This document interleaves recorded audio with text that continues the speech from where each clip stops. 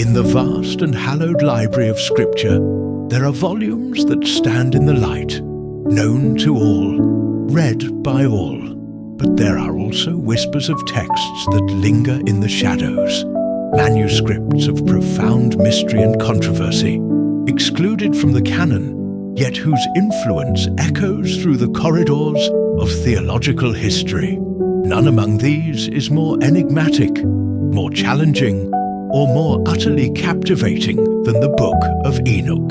For centuries, it was a ghost, a lost work known only through fragments and references in other sacred writings.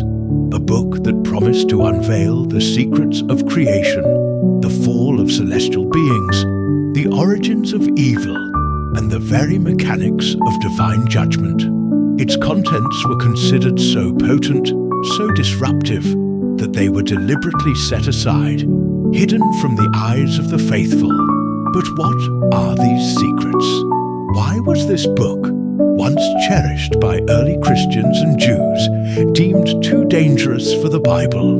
We stand today at the precipice of a great revelation, preparing to journey into the antediluvian world, a time before the great flood, through the eyes of the one man who, the Bible says, walked with God, and he was not, for God took him. We will unearth the story of angels who abandoned their heavenly station for mortal love, giving birth to a monstrous progeny. We will travel with Enoch through the seven heavens, witnessing cosmic secrets and divine thrones. We will listen to prophecies that foretell the coming of the Messiah and the final fiery judgment of the world. This is not a mere story. This is an exploration of a forbidden chapter of our spiritual heritage, a chapter that holds the power to reshape our understanding of the eternal conflict between light and darkness. Prepare your hearts and minds, for the seals are about to be broken. Enoch, the seventh patriarch from Adam, holds a unique and revered position in the lineage of humanity. While others lived and died, the Book of Genesis offers a cryptic and tantalizingly brief summary of his end. He was taken by God. This singular event sets him apart from all other mortals of the primeval age. He did not taste death. Instead, he was translated, taken directly into the divine presence. It is from this unparalleled perspective, as a mortal man granted access to the celestial realms, that the Book of Enoch is written. For nearly 2 millennia, the full text of this book was believed to be lost to the Western world. It was known only through scattered quotes, most notably in the Epistle of Jude in the New Testament, which directly cites Enoch's prophecy concerning the Lord's judgment. This confirmed its existence and its importance to the early church. Fathers of the faith, like Tertullian and Irenaeus, regarded it highly. Yet, as the canonical structure of the Bible was formalized, the Book of Enoch was gradually excluded, its visions and narratives deemed too elaborate, too strange. The Great Rediscovery came in the 18th century, when the Scottish explorer James Bruce returned from Ethiopia with complete manuscripts written in the ancient Ge'ez language. In Ethiopia, the book had never been lost. It had always been an accepted part of their biblical canon. Then, in the 20th century, fragments of the book in its original Aramaic were found among the Dead Sea Scrolls, proving its antiquity and its circulation among Jewish communities during the Second Temple period, the very time of Jesus Christ and the Apostles. This was no medieval forgery. It was an authentic ancient text that had profoundly influenced the worldview of those who wrote and read the New Testament.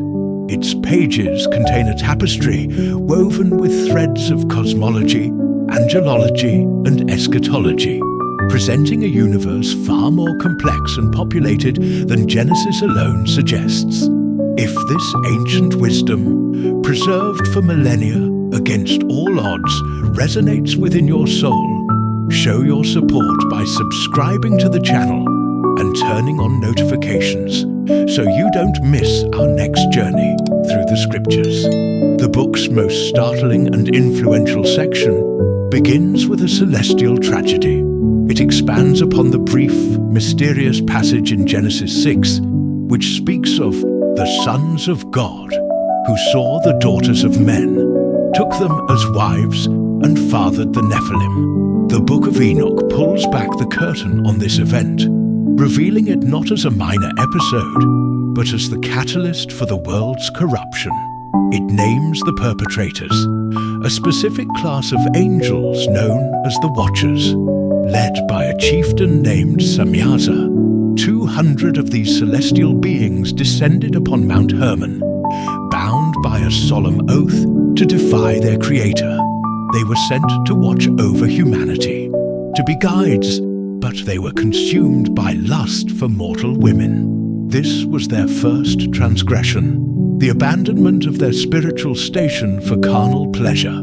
The unions they formed were an abomination, a mingling of the celestial and the terrestrial that tore the fabric of creation. But their sin did not end there. The Watchers brought with them forbidden knowledge from heaven, secrets that humanity was not yet prepared to receive. The angel Azazel, for instance, taught men the art of war, how to forge swords, shields, and breastplates. He taught women the art of deception, the use of cosmetics and costly stones. Other Watchers revealed the secrets of sorcery, root cuttings, astrology, and the reading of the stars. In essence, they armed humanity for violence, vanity, and rebellion against the divine order. What was given as a potential gift became a curse, accelerating mankind's descent into depravity. The world, once pristine, became a cauldron of bloodshed, witchcraft, and godlessness, all stemming from this single catastrophic act of angelic rebellion.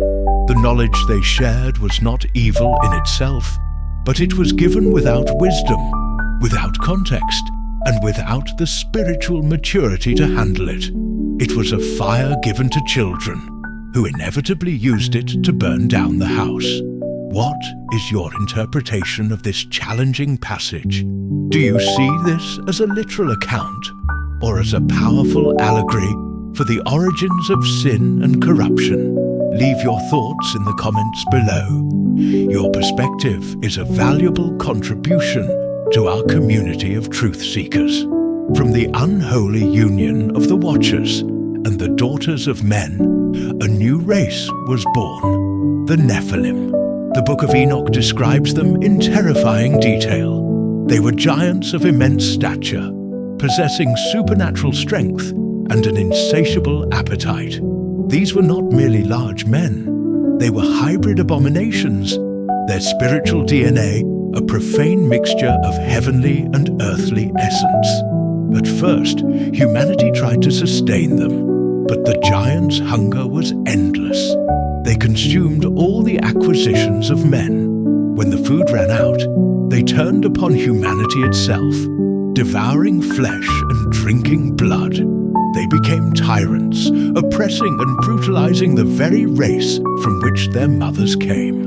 The earth itself groaned under their destructive weight.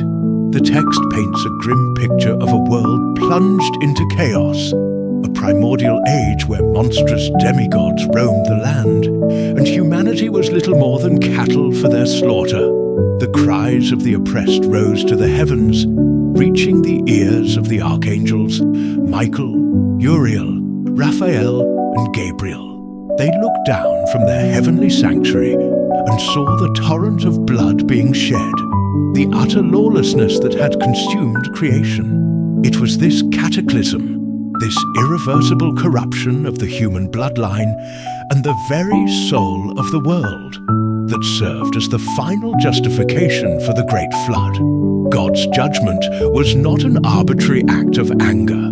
It was a desperate, surgical cleansing. The world had to be washed clean of the Nephilim's taint and the pervasive evil introduced by their fallen fathers. The flood was a reset, a way to purify the earth and preserve a righteous lineage through Noah. The souls of the slain giants, however, did not perish, according to Enoch, because they were born of both spirit and flesh.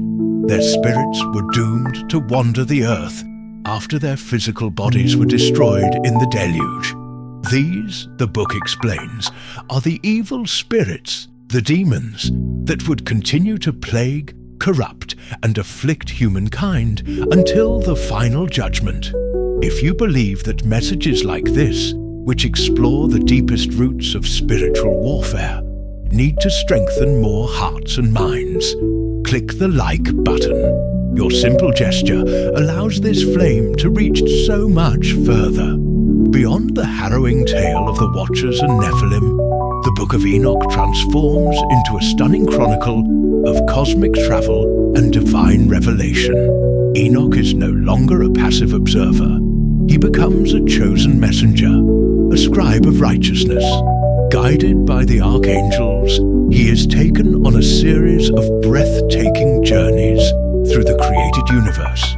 He ascends through the various levels of heaven, each with its own angelic hosts, functions, and glories.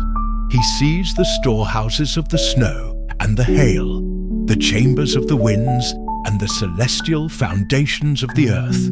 He is shown the laws that govern the sun, the moon, and the stars, a divine astronomy that reveals the perfect, intricate order of God's creation. This is not science in our modern sense, but a spiritual cosmology that imbues every natural force with divine purpose. The universe of Enoch is alive with spiritual beings, a complex hierarchy of angels and archangels serving the Most High. He visits the place of judgment for the fallen Watchers, a terrifying prison of fire where they are bound until the end of days. He also travels to Sheol, the land of the dead, where he sees that the spirits of those who have passed are not in a state of unconscious sleep, but are separated into different chambers based on their deeds in life, awaiting the final resurrection and judgment. Perhaps most significantly, it is during these journeys that Enoch receives visions of the future. He sees the entire arc of human history, from his time to the final day of judgment. He speaks of a figure called the Son of Man, the Elect One, and the Righteous One, who will sit on a throne of glory to judge all of creation, both men and angels. The parallels to the descriptions of Jesus Christ in the New Testament are undeniable and staggering. Enoch prophesies his coming, his authority, and his role as the ultimate judge, centuries before the Gospels were written. If this exploration of ancient prophecies and celestial mysteries resonates with you, and you wish to continue plumbing the depths of sacred texts, be sure to subscribe to the channel and turn on notifications. Our journey into the heart of divine truth has only just begun. So we are left with the profound question, why was this book, so rich in detail, so influential to New Testament thought, ultimately left out of the Holy Bible? There is no single, simple answer. Scholars suggest a combination of factors. Its elaborate angelology and cosmology may have been seen as too speculative, going far beyond the more restrained descriptions in the canonical texts. The narrative of the Watchers, while a powerful explanation for the origin of evil, places significant blame on celestial beings rather than solely on human disobedience, as in the Genesis account of Adam and Eve, creating a theological complexity that some may have found problematic. Furthermore, its claims to be the literal words of the antediluvian patriarch Enoch were difficult to verify and led to questions of its authorship and divine inspiration compared to the books of Moses or the prophets. As the Church streamlined its canon, it favored texts with a clearer line of apostolic or prophetic authority. The Book of Enoch, with its otherworldly journeys and Baroque visions, was perhaps too wild, too strange, for a faith seeking to establish a clear and unified theological foundation. Yet, its exclusion does not erase its importance. It remains a vital witness to the dynamic and diverse beliefs of Second Temple Judaism. It is a bridge that connects the Old and New Testaments, providing a conceptual background for ideas like the Son of Man, the resurrection, the final judgment, and the nature of demons. To read the Book of Enoch is to understand the world as the apostles may have understood it, a world alive with spiritual forces, where the veil between heaven and earth is thin, and a cosmic war rages for the souls of humanity. Our journey today is coming to a close, but our study is eternal. The secrets of this book challenge us to look beyond the familiar pages of our Bibles and to appreciate the profound depth and complexity of our spiritual tradition. Share this video with someone who is also seeking to understand the profound mysteries of faith. By exploring these ancient paths, we do not weaken our faith, but rather enrich it, gaining a fuller appreciation for the magnificent and awe-inspiring narrative of God's relationship with His creation.